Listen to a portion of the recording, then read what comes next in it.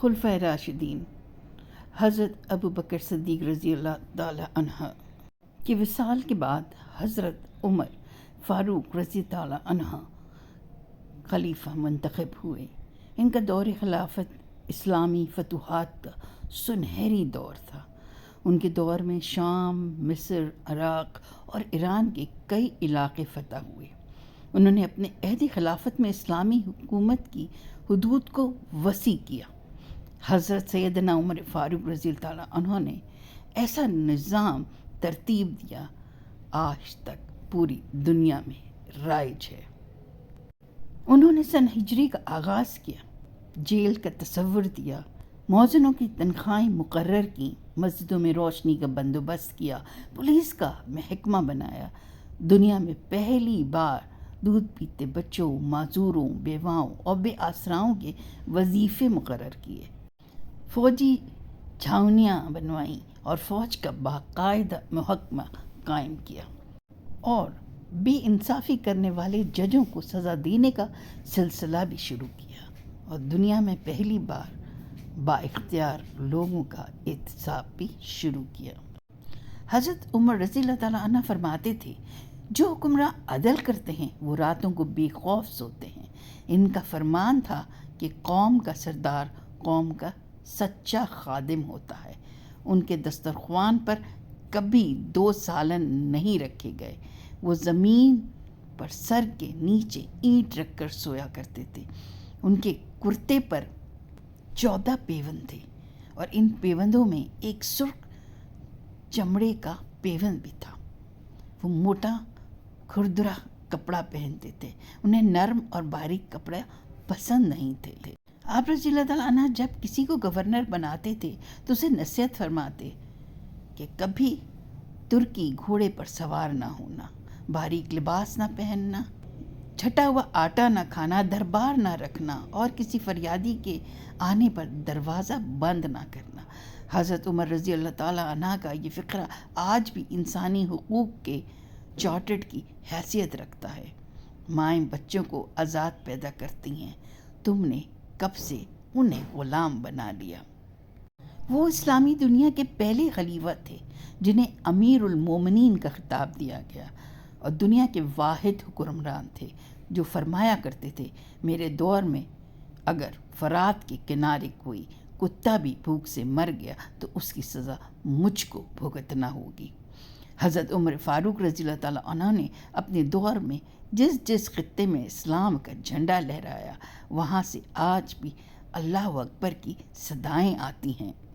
وہاں آج بھی لوگ اللہ تعالیٰ کے سامنے سجدہ کرتے ہیں۔ ان کا بنایا ہوا نظام دنیا کے 245 ممالک میں آج بھی کسی نہ کسی شکل میں موجود ہے۔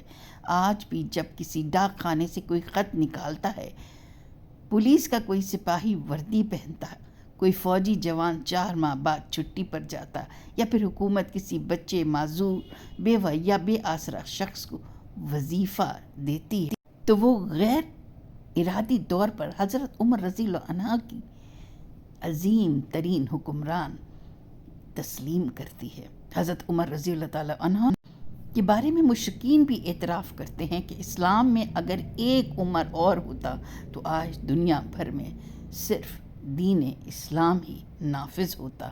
ایک واقعہ سناتی چلوں۔ حضرت عمر رضی اللہ تعالیٰ عنہ کے دور خلافت میں سارے شہر میں آگ لگ گئی۔ آگ کے بلند و بالا شعلے گھروں، باغوں اور دکانوں کو سوکھی ہوئی لکڑیوں کی طرح جلانے لگی۔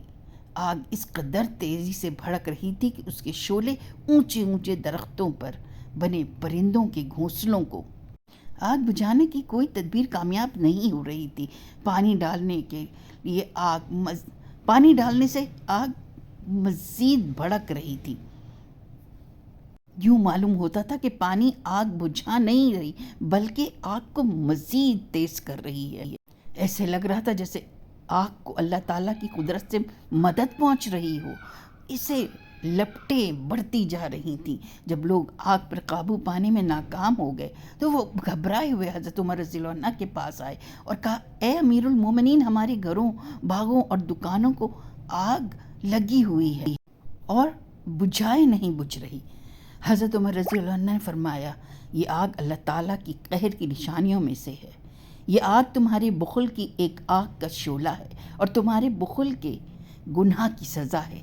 تم لوگ آگ پر پانی ڈالنا چھوڑ دو اور غریبوں اور حاجت مندوں میں روٹیاں تقسیم کرو اور آئندہ کے لیے بخل سے توبہ کرو۔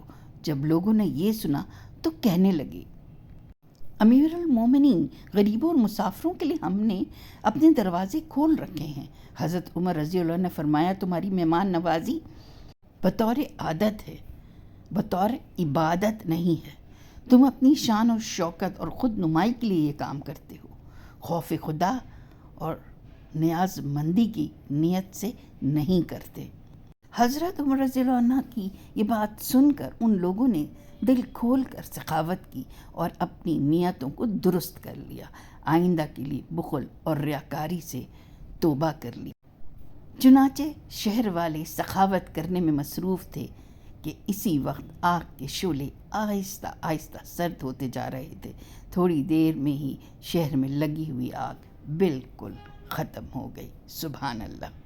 ویئرز، یہ ایسے ہوتے ہیں حکمران۔ یہ تو ایک واقعہ ہے۔ انشاءاللہ کل کے روزے پہ ایک واقعات آپ کو اور سناؤں گی حضرت عمر فاروق رضی اللہ تعالیٰ عنہ کے دور خلافت کے بارے میں۔ اور ایک بار پھر آپ سے کہتی چلوں کہ اگر آپ نے ابھی تک ہمارا channel healthy life style by Farzan Irfan subscribe نہیں کیا ہے تو پلیز بیل آئیکن کو کلک کیجئے، پسند آئے لائک کیجئے، شیئر کیجئے، کمنٹس دینا نہ بھولیے گا۔ اور اپنے ملک پاکستان کے لیے ہم اس رمضان شریف میں دعا کرتے چلتے ہیں کہ پروردگار سب آسانیاں پیدا کرے عوام کے لیے اور ہمارے ملک کے لیے بھی، اور ہمارے ملک پر بھی حضرت عمر رضی اللہ تعالیٰ عنہ، ہمارے خلفائے راشدین حضرت ابوبکر صدیق، حضرت عمر رضی اللہ تعالیٰ عنہ، حضرت عثمان رضی اللہ عنہ اور حضرت علی رضی اللہ عنہ جیسے حکمران ہمارے قوم کے اوپر حکمرانی کے لیے بھیجے، کیونکہ اب ہمارا ملک کرپشن، بدعنوانیوں اور اس قسم کے جتنے بھی غلط کام ہیں اس کا متحمل نہیں ہو سکتا۔ ہمارے عرض پاک پاکستان کے لیے ہمیں ایسے ہی حکمران چاہیے جو ہمارے نبی کریم صلی اللہ علیہ وسلم کی سنت پہ چلیں اور جو شرعی اسلامی طریقہ ہے اس پہ چلیں، کیونکہ ہمارا ملک پاکستان بنا ہی اس نعرے پہ تھا، پاکستان کا مطلب کیا؟ لا الہ الا اللہ۔ اور یہ ایک انڈیویجول سے شروع ہوتا ہے۔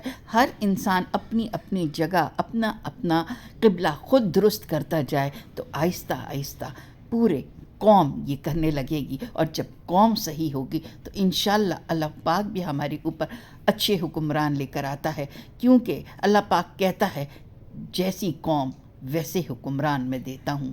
تو ہمیں بھی اپنا قبلہ درست کرنا ہے، ہمیں اپنے اللہ پاک